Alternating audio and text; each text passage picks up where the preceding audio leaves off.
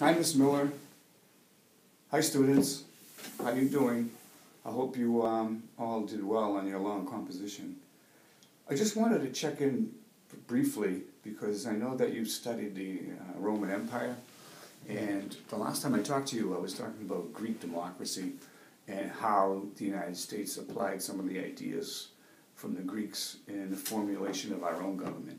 Well, we took some ideas from the Romans too. The Romans adopted a system where during the Roman Empire, from like 450 before the Common Era right up to 25 BCE, it was a government run by basically a group of wealthy people, landowners. You all know this probably, the patricians. Now the patricians would elect two consuls to do the basic running of the government.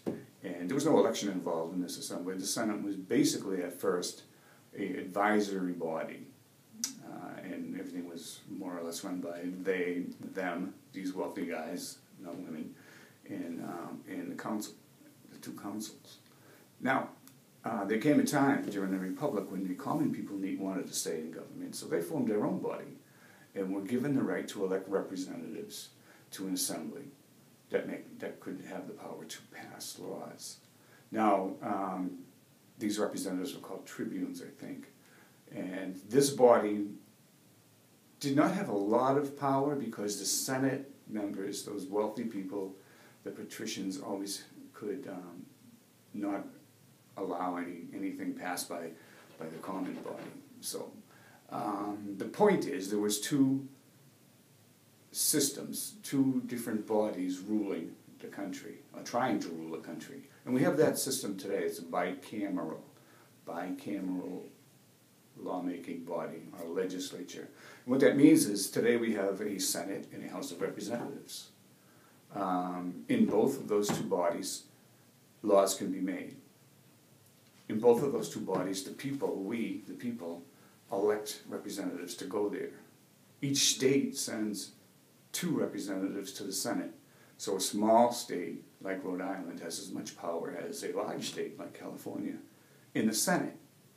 100 people in the Senate, 2 for each state. House of Representatives, there's not the same amount of representatives for each state. It goes by population. So those states that have a huge population, like California, will send 50 or 56 representatives to the other body, the House of Representatives. And a state like Massachusetts will send 9 representatives, all based on population. That's called the People's House, the House of Representatives. So either one of these two bodies can propose bills that they want to become law. If the House of Representatives passes something, then that goes over to the Senate, and the Senate has to approve it with the same exact words. And if that happens, which is rare these days, that bill goes to the president for his approval or disapproval. And if he approves it, it becomes a law. If he does not, it's a veto. So the point I just wanted to make quickly here today was that the United States democracy is not new ideas. You will learn next year that the American Revolution gave us the opportunity to create our own government.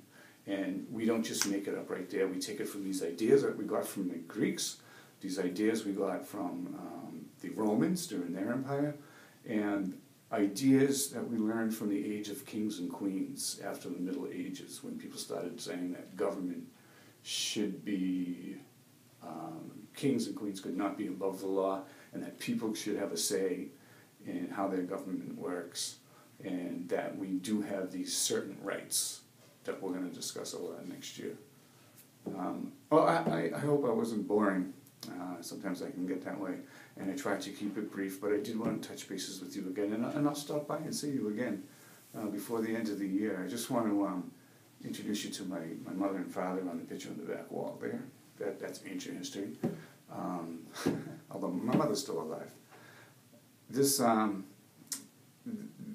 is MCAS season. I know that you're getting ready for April vacation soon, and I wish you all a good one, and I will see you at least one or two more times before the end of the year.